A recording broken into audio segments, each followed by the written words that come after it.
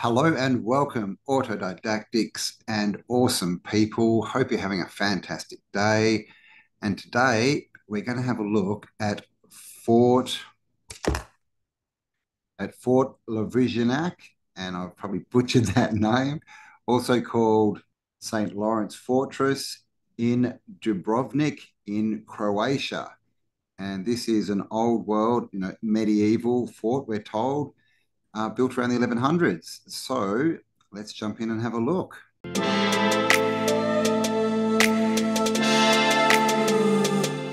Okay, so Fort Lovri Lovrijenac. And again, I've butchered that. So I might just call it Fort St. Lawrence Fortress is, what it's been renamed, I guess, for us, English speakers who can't pronounce their actual name. So this is a fortress and theatre outside the western walls of the city of Dubrovnik in Croatia. 37 meters above sea level. It's famous for plays and importance in resisting the Venetian rule. It overshadows two entrances in the city from the sea and by the land. Early in the 11th century, the Venetians attempted to build a fort on the same spot where Fort St. Lawrence currently stands. If they had succeeded, they would have kept Dubrovnik under their power. But the people of the city beat them to it. And the chronicles of RAGUSA reveal how the fort was built within just 3 months. And from then on, constantly reconstructed. So this was, they're telling us it was built in 3 months, this fort. And you can see how big it is in the 1100s. When the Venetian ships arrived full of materials for the construction of the fort, they were told to return to Venice. And as a side note, the Croatian leg of the Red Bull cliff diving World Series takes place off this fort. So the construction date, they say, was somewhere between 1018 and 1038. However, the first records of the fort's existence are from 1301, when the council voted on the commander of the fort. So I'm not sure what's going on there. 1300 is the first date, but they're saying definitely built somewhere in the 20-year period between 1018 and 1038. But again, took only 3 months to build this. So the fort is a three-level fortress in a triangle shape, has three terraces, and has been built on many levels with stiff upper wall defences. The terraces face the southern part of the city and the Adriatic Sea. And there is also another fort, Fort Bokar, which was built, they say, in the 15th century to protect Dubrovnik's old town entrance at the Pile Gates. So let's go in and have a look at this fort that they built in just 3 months. And here is the fort built up on this cliff. And as you can see here, it's also built like right into the cliff. We've got some doorways and windows here, and what looks like an old world pier or dock. Looks like it, and this little bit here would be like the bay, I guess. Pretty small, but this is all a medieval construction, is what they're telling us. Built in the 1100s. This is the old town of Dubrovnik, and as you can see, it's an old world walled city, star city, I would say. This is the newer one, Fort Bokar, this is called.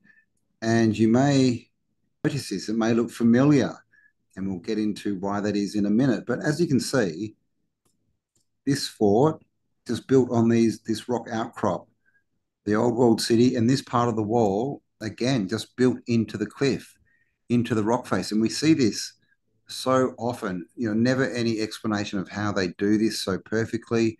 Because again, this is from, the 1000s. So it's 1,000 years old. Okay, and look, it looks like it's in perfect condition. As with all these old world constructions, they're built to stand the test of time, right? I mean, 1,000 years.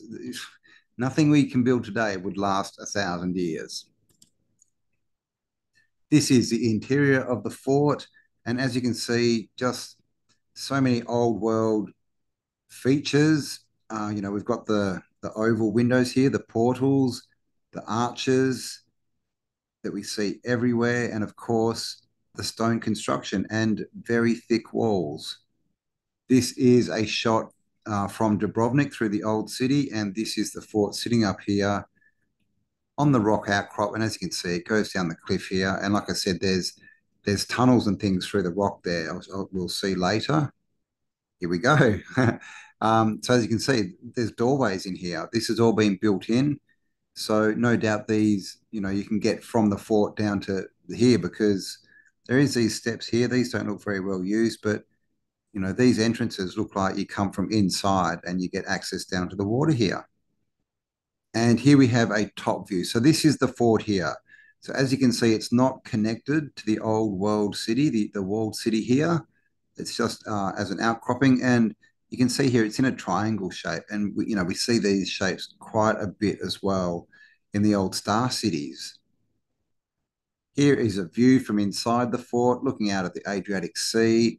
And again, all the old world features. Inside again, I think this is when someone was getting married in there, a wedding. But I mean, look at this. We see this architecture everywhere, right? The columns, everything is just, so familiar. But this is 1,000 years old.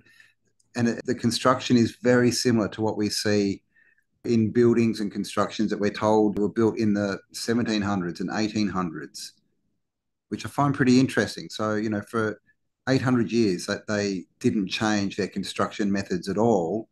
And then look what's happened in the last, 150, 200 years. Everything's been forgotten, but they knew this for, 1,000 years or so, how to build these amazing buildings. But again, we're told that this was just, this is the medieval ages. Year 1000 is medieval. Medieval was the 500s to around the 1500s.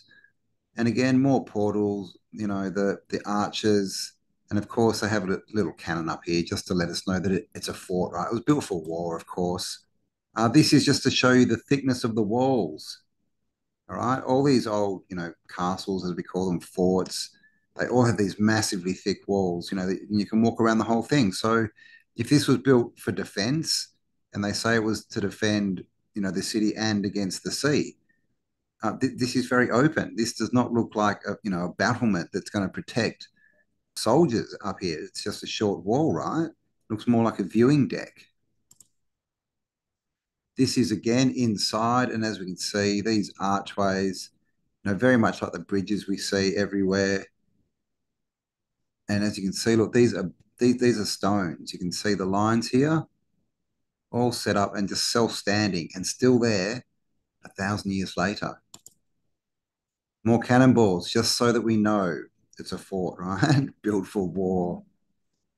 Here's another shot from inside the fort, looking out, and it's just the same construction that we see all through Europe, basically, but we're given dates of 16, 1700s. So this predates them 500, 600 years, but it is the same architecture. So we're told this is medieval. Okay, so here's Wikipedia: medieval technology. Medieval technology is a technology used in medieval Europe, of course, under Christian rule. After the Renaissance of the 12th century, medieval Europe saw a radical change. So that's after the 12th century. So this is going to talk about things that were developed after that fort was built. But they tell us the technology, and I've been through this. There's nothing that's really for construction. Okay, we've got gunpowder, windmills, spectacles. I didn't know glasses were that old. Mechanical clocks, water mills, and it just says here building techniques. It just says Gothic and architecture and medieval castles. Okay, so I mean, it doesn't tell us a lot, but this is what they were building in the Middle Ages. And if we come down here, we've got technology, we've got agriculture, there's a few things there, crop rotation. And if we get down to architecture and construction, so pendative architecture was created or conceived of in the 6th century, so before this fort was built. And it says it's just a way of building a dome on a round or square surface. And of course, they would need that because there's domes everywhere, but they don't tell us how they were doing it. It's literally just this little figure here, this little bit of math is all they're giving us. artesian wells. They learned how to dig wells, central heating, rib vaulted ceilings. We've seen these through all the cathedrals, chimneys, segmented arched bridges, which we see again everywhere, treadwheel cranes. So they did have cranes. Now, this says the 1220. So, again, this is a technology after the fort was built. But as you can see, this is just a wheel with a man in it walking so they can bring up, small things. Like it's a little basket. So they're not bringing up massive blocks or anything with this technology. And cranes, stationary harbour cranes. But again, this was 1244, they're saying. And these cranes are just used to unload boats, basically, in the harbour. Floating cranes, mast cranes. So they had cranes, but they were made of wood and the wheelbarrow. But again, 1170s after this was built. And that's it. Down to mechanics. It says they had a compound crank that was developed but this again, 1335. And it was really, it's just a crank, right? It's not really going to be that helpful in building a massive fort. They have blast furnaces and things, but that's it, right? So where was the technology that they were using to build this fort? And here we are on interesting engineering, and this is 18 inventions that shaped Europe through the Middle Ages. So we'll see what they had for construction. The printing press, good, not helpful in building, a fort made of, big stones, right? Cafes, a coffee house in China around 1040, but so this wasn't Europe. Heavy plow, not that, the coffee would keep people up, I guess, but it's not going to help build a fort. The heavy plow, which again, a couple of bits of wood, and even the plow may have been wood, it may have been metal, I'm not sure, but this is pretty low tech, right? This is the level of tech they're telling us that they had. Clocks, so mechanical clocks replaced hourglasses, paper money. The hourglass looks like it was invented as well in the Middle Ages, so 8th century in Europe, 800s. Gunpowder, so they had gunpowder. But again, would that help them build a fort? And none of this is engineering type, advancements. The first blast furnaces appeared in Switzerland and Germany in the 1200s. So again, this is after the construction we're looking at. And in this picture here, they're talking about blast furnace, and we can see a few chimneys here, but they don't, tell us how they built this big, construction. Spirits, liquor was a medieval thing, and the wheelbarrow, of course, which would have helped, but not that much because they were just wood, as you can see. Push kids around in them, a couple of rocks, and that's about it. Now the flying buttress. Okay, these are these bits we see on cathedrals that are basically used, to steady them, I guess. Uh, nice antiquitech here, right? They're not talking, not telling us about that. So they had the buttress. So as far as designing and planning, they're saying that they knew how to make these, but they just kind of say that the flying buttress is an iconic Middle Ages development. Well, how did they put them up? They didn't have cranes, not big enough to haul these big stones up. You haven't heard of scaffolding or anything like this. Oh, profit. And I mean, look at the size of this construction compared to this guy, right? The spinning wheel, so that of course is for clothes, and this is the kind of tech look that they show us. That just looks like two wagon wheels that have had the wheels taken off, and we've got the spokes here, and they're just using it as a spinning wheel. And the tidal mill first appeared. This was in Ireland, basically a water wheel that works on the ocean. Stern-mounted rudders for boats. Eyeglasses, for vision, obviously. Treadmill cranes made building easier. So this is the kind of cranes they had, all made out of wood. I mean, look at the size of this thing. It'd be pretty hard to move around, but it's not very tall. Really, they could get things up a story, maybe two. But isn't going to help them build a massive stone fort or citadel. It's not really a fort on a cliff. Now, this wouldn't be much use. And apart from the fact that it was designed in 1225 after that fort was built. and cannons, of course, the cannons. So look at this. They show this is solid metal. Okay, so they've gone from the blast furnace to suddenly producing these. Again, they don't tell us how, right? They just, oh yeah, they made that. Well, how? How? And how did they get these massive balls in there? And the Astrolab was an early computer. Okay, so there's a bit of tech for us, but again, not going to help them build a fort. But of course, we're told that they could build all of this with that technology, with what? You know, a very small crane and a wheelbarrow would really be the only things that would help them at all in this. But they've built this whole construction. And you may notice this scene looking pretty medieval, not the best resolution here. I find these windows, these stars, pretty interesting. But yeah, did you notice this? Because this fort was used, here's a crane up here, in Game of Thrones. Okay, and you'll notice this. We have this scene a lot. So this is Fort Boker that they're standing on here. The Lannisters. Is that Jamie and Cersei? Is that the names? I think it is. There's lots of scenes on this little balcony in the Game of Thrones and looking at the fort up here. And again, they've got the little crane up there made out of wood. And here we have the Mother of Dragons walking around as well. So, you know, a very typically what we're told medieval construction. Here's that wall again, a bit of fighting going on, but used for the Game of Thrones. And here again is this star shape. This is inside the fort. And this is just to show you the symmetry, right?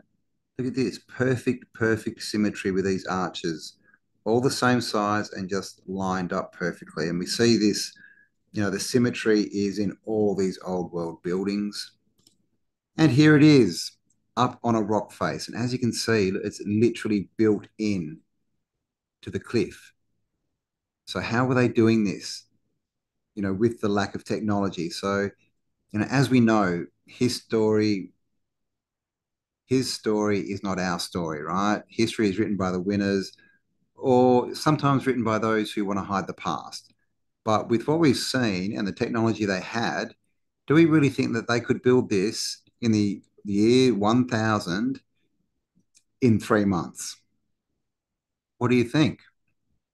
Let me know in the comments below. Here's a top view. So this is the fort again, you know, like just hugging, you know, built straight into this rock outcrop. And this shape, you know, it is very reminiscent of star forts. And of course, this is an old world star city. Here's a nighttime shot. And you can just, I mean, look at the amount of material that's gone into building this. And it's not just, you know, plonked up there, it's done perfectly. Like these windows, all perfectly in alignment, all the same size, you know, apart from this one.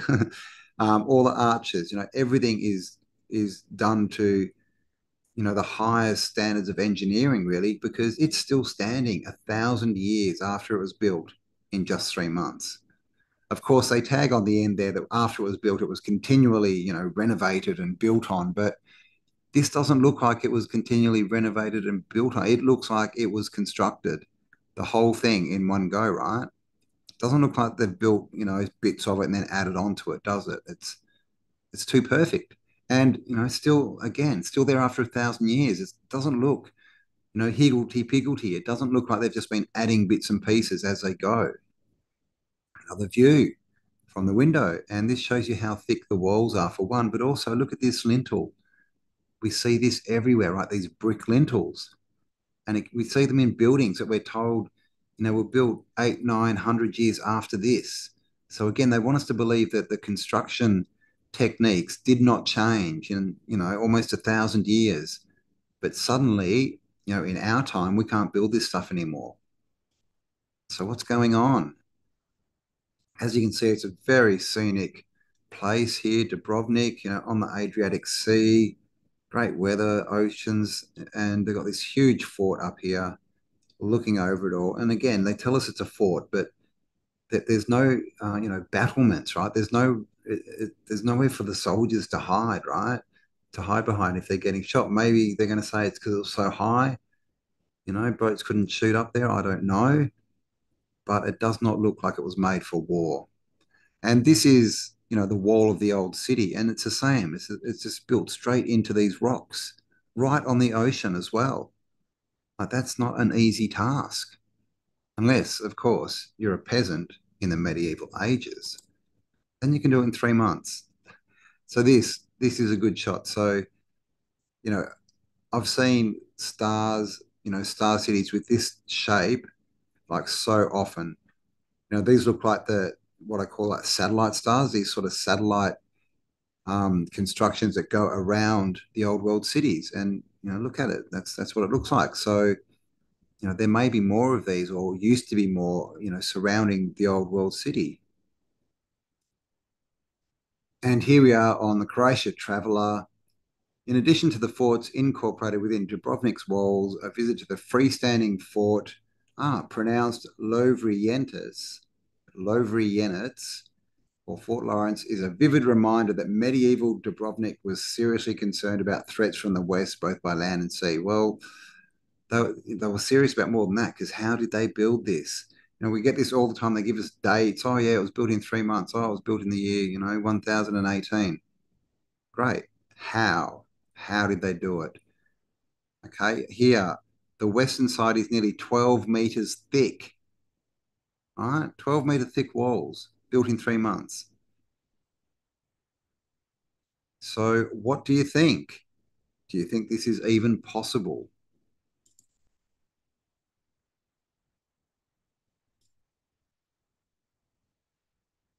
And here is just a little bit on the Ragusa, the Chronicles of the Ragusa. And you can get this online. It's in PDF form. Obviously, I'm not going to read it all at the moment, but I might get into it in future videos. It says King Pavlomir Bello, the founder of Ragusa and the restorer of the kingdom. The fragment about Pavlomir Bello contains one of the most colourful descriptions of a ruler in the whole of Regun Sclavorum. One of these threads discusses King Bello, who was connected above all with the process of founding Ragusa.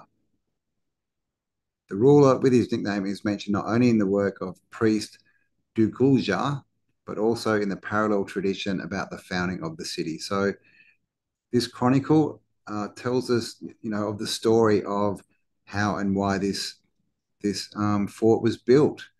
So, like I said, I'll leave a link for this one if you want to check it out, but I'll go into that maybe in future videos. But basically, this is where they get the information that it was built in the year 1000. Again, I'm not sure why, where they got that date from, because as they tell us, the first mention of it was in the year 1301, when the council voted on the commander of the fort. So most of the information that they have on this, not that there's much, comes from the Chronicles of Ragusa. So you can check that out for more information. Like I said, I'll leave the link below. Just a quick video on a fort built in 3 months. So what do you think? Leave me a comment below. Do you think was even possible to build in 3 months? Or is it just a story? Or was it built in 3 months, but they just had much different and more advanced tech than we're told, more than a wheelbarrow and a wooden crane? Because that's really all they had in the narrative at that time to build this amazing fort. So there you go. Thanks for spending some time with me. Thank you for liking, sharing, and subscribing if you haven't already. Also, hit the bell for notifications so you'll know when I upload new content. And yeah, leave me a comment. What do you think about this? Fort Lovrijenac, or as us Westerners are allowed to call it, Fort St. Lawrence in Dubrovnik. So thanks for spending some time with me. Have an amazing day, and I'll talk to you all on the next upload. Bye for now. Remember, in the end, nobody wins unless everybody wins.